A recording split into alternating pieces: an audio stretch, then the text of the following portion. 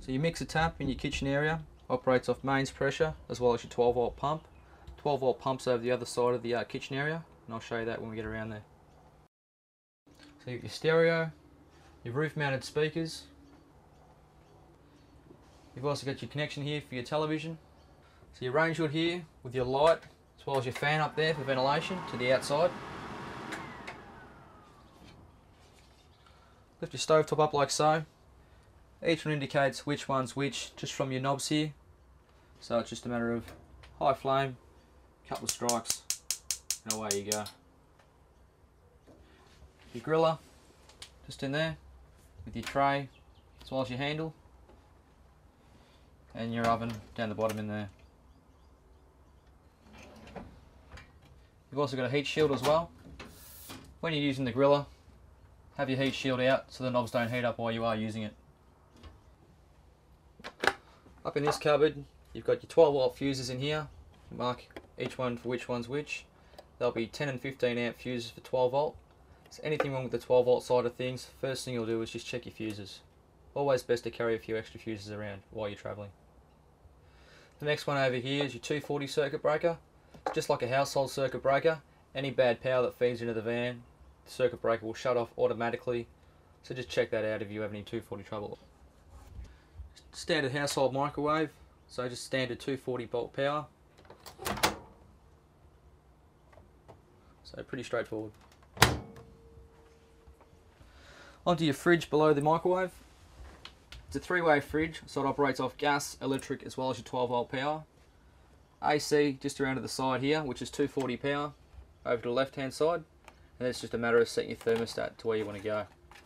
It's going to vary in what humidity you're in between gas and electric, so while you're out on the road it's a bit of trial and error just to try and get the right temperature.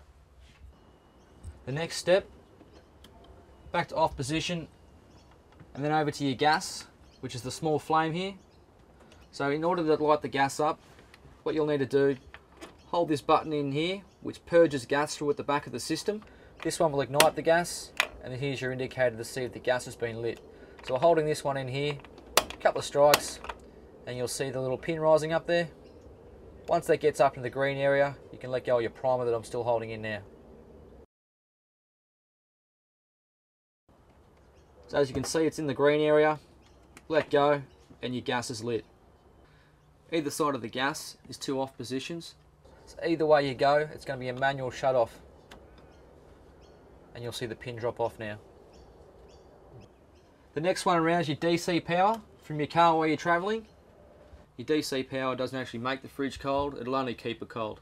So it's a matter of cooling it down on gas or electric first, and then your DC power while you're travelling will just maintain the temperature it's last left at. Locking system for the fridge opened up like so. In the fridge itself you've got gas and electric operations down the bottom there, with your freezer at the top. This one here's your fridge fan. It's a thermostatic fan, so it'll only come on when the fridge gets to a certain temperature behind the fridge. So it's just a matter of turning it on like so and letting the thermostat do its job.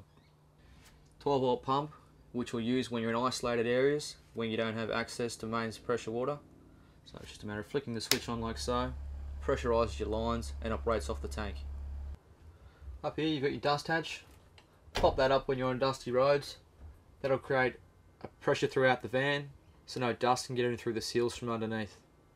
So when you're on dusty roads, have it up like so. When you're on standard roads, just pop it back down.